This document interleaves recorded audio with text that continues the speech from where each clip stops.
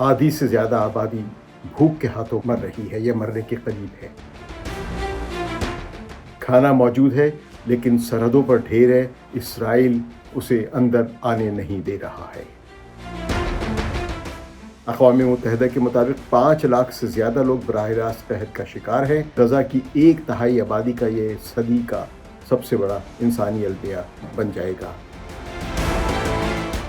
बच्चों की हालत सबसे ज़्यादा भयानक है। अगर ये सब किसी और जगह होता, क्या मगरबी हुकूमतें ऐसे खामोश रहती? क्या वो रोज़ाना इंसानी हमदर्दी के लेक्चर न देती जैसा कि यूक्रेन में दे रही हैं? अस्सलाम वालेकुम दोस्तों, लंदन से मैं सहाफ़ी सकलैन इमाम आज आपसे एक ऐसी ख़बर की तफसील शेयर करने जा रहा हूँ जिसे सुनकर आपके रोंगटे खड़े हो जाएंगे। जी हाँ, ये सिर्फ कोई आम इंसानी बहरान नहीं, ये है कहत, गज़ा का कहत। अक़वाम मुत्तहिदा के ज़ैली इदारे integrated food security face classification यानी IPC ने बाज़ाब्ता ऐलान किया है कि गज़ा सिटी में कहत की सूरत हाल है। ये मशरिक़ वस्ता की तारीख़ में पहली बार है कि किसी इलाक़े को बाज़ाब्ता फ़ेमिन यानी कहत ज़दा करार दिया गया है। कहत या फ़ेमिन वो हालत है जब किसी इलाक़े में ख़ुराक की शदीद कमी के बायस बड़ी तादाद में लोग भूख से मरने लगे और वहाँ बच्चों और बड़ों में ग़िज़ाई क़िल्लत के ख़तरनाक नताइज सामने आना शुरू हो जाएँ। सोचें, आधी से ज़्यादा आबादी भूख के हाथों मर रही है या मरने के करीब है।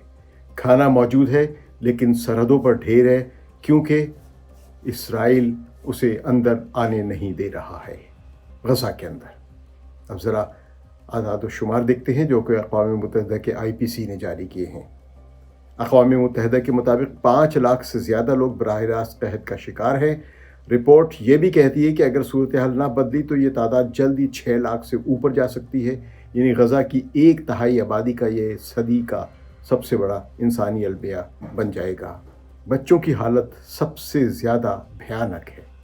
सिर्फ 2 माह में 5 साल से कम उम्र बच्चों में शदीद ग़िज़ाई क़िल्लत यानी सीवियर एक्यूट न्यूट्रिशन की शरह 4 गुना बढ़ गई हुई है। आज गज़ा सिटी में हर छठे बच्चे को ज़िंदा रहने के लिए एमरजेंसी इलाज की ज़रूरत है। और ये सुनकर आपका दिल दहल जाएगा कि जुलाई के महीने में 12,000 बच्चे शदीद ग़िज़ाई क़िल्लत का शिकार हुए हैं सिर्फ जुलाई में। अगले साल तक ये तादाद 43,000 तक पहुँच सकती है, यानी एक्यूट मेल न्यूट्रिशन की। अक़वाम मुत्तहिदा के मुताबिक सिर्फ अगस्त में 138 लोग भूख और ग़िज़ाई क़िल्लत से मर गए हैं, जिनमें 25 मासूम बच्चे भी शामिल थे। अब तक मजमूई तौर पर 273 अमवात रिपोर्ट हुई हैं और इनमें 112 बच्चे थे। सोचें ज़रा, वो माँ अपने बच्चे को भूख से मरता हुआ देखती है और दुनिया खामोश खड़ी है। और यहाँ पर हमें मग़रिब की हकीकत देखनी होगी, उसका असल चेहरा देखना होगा।